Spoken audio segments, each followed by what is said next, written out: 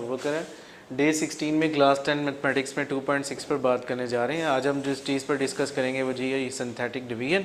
Synthetic division में आपके पास question giver है x² + 7x - 1 divided by x + 1। ये जो आपके पास x + 1 है इसको पहले आप 0 के इक्वल करें। x + 1 will be equal to 0, plus इधर जो भी वैल्यू उधर प्लस की उधर जाकर माइनस की हो जाती है, माइनस की हो तो उधर जाकर प्लस की हो जाएगी। तो आपके पास जो है वो डिवाइजिबल फैक्टर जो है वो आपके पास आ गया -1। इसी तरह जो आपके पास वैल्यू दी हुई है वो एक सीक्वेंस के तहत होनी चाहिए, यानी x² के बाद x आए, ठीक है, उसके बाद कांस्टेंट आए। और इसी तरह अगर आपके पास x³ है, x³ के बाद x² आना चाहिए, फिर x आए और फिर कांस्टेंट आएगा। अगर कोई भी वैल्यू मिसिंग हो हमारे पास सिंथेटिक डिवीजन करते वक्त तो हम उसकी जगह 0 को यूटिलाइज करते हैं। अब यहाँ देखें, यहाँ पर x² के बाद x है और फिर कांस्टेंट है, तो इसका मतलब ये है कि कोई भी वैल्यू इसमें मिसिंग नहीं है, तो सारे तरतीब के लिहाज से जो है वैल्यूज़ है तो उसे हम यूज़ कर लेंगे। तो फैक्टर जो है वो -1 है आपके पास, जो जहाँ कुछ नहीं है वहाँ पर 1, यानी x² की जगह आप 1 यूज़ करेंगे। x की जगह 7 है तो आप 7 पुट कर देंगे। कांस्टेंट की जगह -1 है तो आप -1 लगाएंगे। एज इट इज़ पहली वैल्यू यानी 1 को आप उतार लेंगे। 1 को जो है -1 से मल्टीप्लाई किया जाए, 1 1 विल बी इक्वल टू -1। अब जब अगली फिगर पर आप आएँ तो इन दोनों को ऐड करते हैं, यानी 7 -1 को ऐड कर देंगे तो आपके पास 6 आ जाएगा। फिर इसी तरह जो नीचे वाली वैल्यू आ जाती है उसे फिर इधर से मल्टीप्लाई करते हैं -1 से, तो -1 multiply by 6 will be equal to -6। -6 और -1 जो है वो आपके पास जो है वो -7 हो गए। अब ये जो वैल्यू आई है आपके पास ये है जी रिमाइंडर, रिमाइंडर को r से डोनेट करते हैं, विल बी इक्वल टू -7।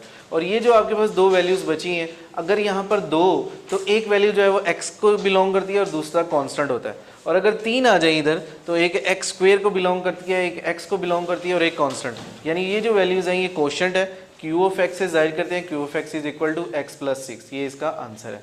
इसी से रिलेटेड अगली वैल्यू है जिसमें एक वैल्यू मिसिंग है, तो वो क्वेश्चन करवाया आपको ताकि आपको जो है अंडरस्टैंड हो सके कि अगर कहीं कोई वैल्यू मिसिंग है तो वहाँ आप 0 पुट करते हैं। तो आपके पास जो वैल्यू x + 3 इसको वैसे आप 0 के इक्वल करें, ये 3 इधर प्लस का उधर जाकर जो है वो माइनस का हो जाएगा। आपके पास डिविजिबल फैक्टर जो है वो -3 आ गया। अब देखिए x³ है, x³ की पहली वैल्यू यानी 4 है, आप 4 उतारेंगे। x³ के बाद x² वाली होनी चाहिए, वो इधर नहीं है, वो मिसिंग है, उसकी जगह आप 0 लगाएंगे। x² वाली के 0 लगाने के बाद जो है वो आपके पास x की वैल्यू आनी चाहिए, वो यहाँ पर अवेलेबल है, वो -5, आप -5 पुट कर देंगे। कांस्टेंट 15, आप 15 एज इट इज़ लिखेंगे। उसके बाद जो है पहली वैल्यू यानी 4 एज इट इज़ उतार देंगे। 4 और -3 आपस में मल्टीप्लाई हो जाएंगे, -12 आ जाएगा। -12 को अगली वैल्यू के नीचे लिखेंगे, इन दोनों को ऐड कर देंगे। -12 में 0 ऐड हुआ विल बी -12। -12 को फिर -3 से मल्टीप्लाई करेंगे, माइनस प्लस हो जाएंगे और 12 3 36 हो जाएगा। 36 को अगली वैल्यू के नीचे लिखें, इन दोनों को ऐड करें। 36 में 5 ऐड किए तो आपके पास 31 आ जाएगा। फिर 31 आया आपके पास, फिर आप इसको दोबारा से -3 से मल्टीप्लाई करें, जो वैल्यू आएगी उसे अगली वैल्यू के नीचे लिखा जाएगा, वो है जी -93।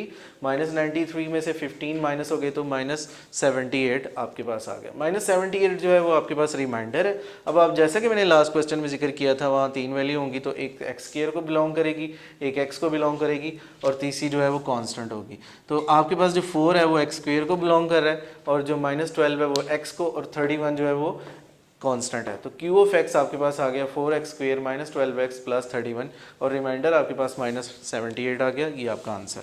अगले सवाल में क्वेश्चन नंबर 2 में ये कहता है find the value of h if 3 is equal to 0। पहले ही उसने डिविजिबल फैक्टर आपको दे दिया कि 3 जो है वो 0 के बराबर है, और पॉलिनोमियल आपको दे दी 2x³ - 3hx² + 9। ठीक है, सबसे पहले आप इसे p(x) के इक्वल करें। p(x) is equal to 2x³ - 3hx² + 9। x तो आपके पास पहले गिवन है यानी 3 है, डिविजिबल फैक्टर 3 अवेलेबल है। x की क्यूब की जो पहले वैल्यू है वो आपके पास गिवन है वो 2 है, आप एज इट इज़ उतारेंगे। क्यूब के बाद स्केयर आता है तो स्केयर की वैल्यू आपके पास जो है वो -3h है। स्क्वायर वाली रकम के बाद x वाली रकम आती है जो यहाँ नहीं है, मिसिंग है, वो आप 0 लगाएंगे। उसके बाद जो है वो कांस्टेंट 9 एज इट इज़ उतारेंगे। पहली वैल्यू 2 एज इट इज़ नीचे उतरेगी। 2 को जो है वो 3 से मल्टीप्लाई करें, 2 3 6 जो है वो अगली वैल्यू के नीचे यानी -3h के नीचे आ जाएगा। इन दोनों को ऐड कर देंगे तो -3h 6 में ऐड नहीं हो सकता, इसको एज इट इज़ लिख देंगे। -3 को 6 के साथ लिख दिया तो -3h + 6। अब -3h को 6 से और 3 को जो है वो इन दोनों से मल्टीप्लाई कर देंगे। -3h से जब 3 को मल्टीप्लाई करेंगे 3 3 ज़ा -9h, और फिर जब 6 से करेंगे तो 6 3 ज़ा 18, उसे आप अगली वैल्यू यानी 0 के नीचे लिखेंगे। फिर इन दोनों को ऐड करेंगे, यानी -9h को और 18 को 0 में ऐड किया तो यही वैल्यू आई -9h + 18। फिर ये -9h और 18 को दोबारा से 3 से मल्टीप्लाई किया जाएगा तो आपके पास जो है 9 3 ज़ा 27 -27 आ गया, और 18 3 ज़ा 54, -27h और 54 को 9 के नीचे लिख दिया जाएगा। फिर इन दोनों को जो है वो ऐड करने की बारी है। अब ये जो आपके पास रिमाइंडर आएगा वो आएगा जी 9 में 54 ऐड कर दे तो 63 आ जाएगा, -27h। इस रिमाइंडर को आप 0 का इक्वल कर दें, ये -27h इधर माइनस का है, उठाकर इक्वल के उस तरफ ले जाएंगे, ये प्लस का हो जाएगा। 27 इधर मल्टीप्लाई हो रहा है, इसके नीचे आकर डिवाइड हो जाएगा। 3 के टेबल पर दोनों की कटिंग कर दे, जो है वो 3 2 ज़ा 6, 3 1 ज़ा 3 और 3 9 ज़ा 27। फिर 3 के टेबल में करें 3 3 ज़ा 9 और 3 7 ज़ा 21, तो h = 7/3 आपके पास आंसर आ गया।